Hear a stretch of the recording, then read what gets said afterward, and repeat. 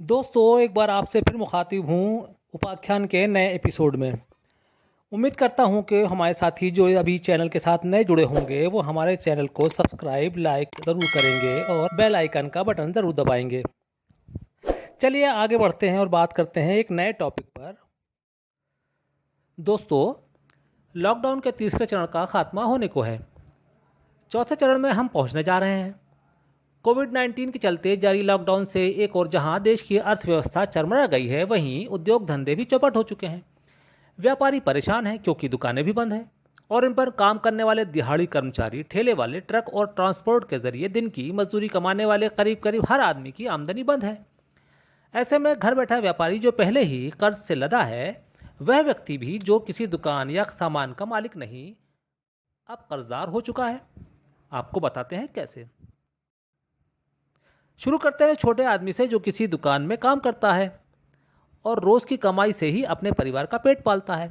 अब जान लीजिए कि वह किसी कमरे या मकान में किराए से रहता है। अब अगर उसे दिन की 1 रुपए की भी कमाई नहीं होती है तो वह किराया कैसे दे। चलिए, अब अगर उसने किराया माफ भी करवा लिया तो दिन भर की कमाई से उसका किचन का खर्चा, यानी अगर उसके परिवार का एक दिन का खर्चा 100 रुपये भी है तो वह उसे कहाँ से ला सकता है। अब अगर वह ऐसे में 50 दिन लगातार घर पर बैठा है तो उसे रोज पेट भरने के लिए कहीं से पैसों का अरेंजमेंट तो करना ही होगा, यानी वह बनिएगा कर्जदार। अब आगे बढ़ते हैं। सरकार कहती है कि मकान मालिकों को किराए में मोहलत देनी चाहिए। ऐसे में मकान मालिक पर बिजली बिल, प्रॉपर्टी, पानी, स्कूलों की फीस, काम करने वाली मेड या बाई का खर्चा उसे चुकाना होगा। ऐसे में वह भी कहीं ना कहीं से कर्जदार। घर बैठा दुकानदार जिस पर दुकान पर काम करते वर्कर्स की तनख्वाह का दबाव, दुकान किराया, बिजली, नगर निगम, गुमास्ता और दुकान के सामान का पैसा चुकाने का बोझ, यानी वह यदि इन्हें किसी तरह पूरा भी करता है तो जरूरी नहीं कि वह इसे पूरा कर ही सकता है, यानी वह भी कर्जदार। अब बात करते हैं स्कूलों में फीस न जमा करने की शक्ल में स्कूलों पर टीचर्स की तनख्वाह का दबाव, स्कूल बिल्डिंग, परमिशन, सफाई कर्मी और न जाने कितने ही पैसों का खर्चा, यानी कि स्कूलों पर बोझ, यानी आमदनी जीरो और खर्चा जहान भर का, यानी वह भी कर्जदार। वहीं बच्चों पर करंट महीने की फीस आगे बढ़ाने के बाद 2 या 3 महीने देने का दबाव, जिससे हर स्टूडेंट स्कूल की फीस का कर्जदार। स्कूलों का टीचर्स को पेमेंट ना होने की दशा में किसी भी टीचर्स को वही सब टेंशन, यानी अपनी मेट, किराया, पानी, बिल, निगम या आदि आदि कर्जदारी, यानी वह भी कर्जदार।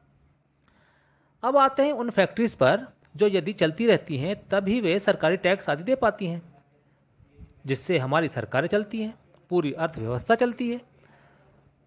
अब अगर पूरी तरह लॉकडाउन के चलते उस पर सरकारी टैक्सेस लेकिन वह नहीं दे सकता, यानी वह भी कर्जदार, सरकार का कर्जदार। अब अब आते हैं ऐसे कर्जदारों पर जो बैंकिंग और अन्य लोन पे करते हैं। किस्त आती है, मकान, दुकान, क्रेडिट कार्ड आदि आदि, लेकिन वे अब उसे चुकाने में असमर्थ है क्योंकि उनकी कमाई बंद है। ऐसे में वे भी बैंकों का कर्जदार। बात कर लेते हैं सरकारों की। सरकारों पर जिसे अस्पताल, पुलिस, निगम, लाइटें और अन्य न जाने कितने ही खर्चों को लगातार जारी रखना होता है। ऐसे में मिलने वाले टैक्सेस बंद होने की दशा में वह भी केंद्र का कर्जदार, यानी कि नीचे से ऊपर तक लॉकडाउन के बाद हर आदमी सिर्फ और सिर्फ कर्जदार।